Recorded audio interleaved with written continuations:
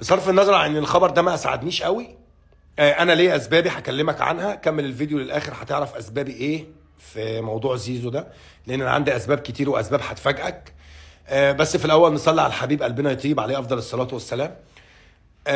بصوا يا جماعه، انا اول سبب واهم سبب ان كل الناس اللي عارفيني واصحابي، وعلى فكره معظمهم زملكاويه، عارفين ان انا بقالي سنه بالظبط او اكتر من سنه والله كمان بقول ان زيزو ماضي في الاهلي.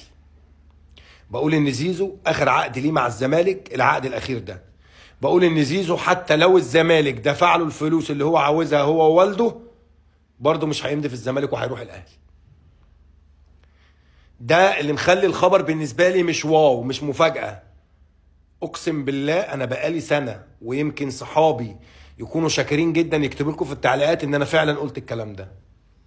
اقسم بالله قلت لاكتر من شخص ان زيزو اخر عقد ليه مع الزمالك العقد ده، وحتى لو الزمالك دفع له رايح الاهلي. تمام.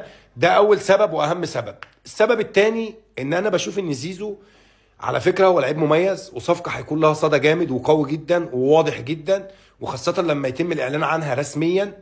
مع ان انا ما اعتقدش ان القاهره 24 هتغامر بترند زي ده، ان هي تنزل خبر زي ده فيك. مستحيل مستحيل، لان ده موقع ليه اسمه ويعني ليه مصداقيته، صعب ان هو يغامر بيها. ولكن لما يتم الاعلان رسميا عن الصفقه هيبقى لها صدى واسع جدا، وهتكون صفقه قويه جدا، ويمكن تكون مدويه كمان في الوطن العربي والوسط الرياضي كله.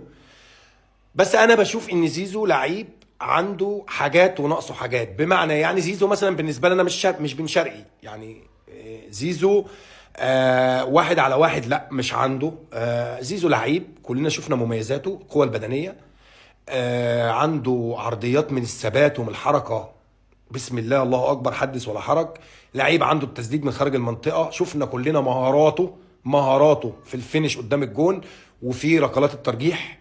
عنده كتير، لعيب مميز، ما حدش يقدر يختلف على ده، وهيكون اضافه كبيره جدا جدا جدا جدا للنادي الاهلي.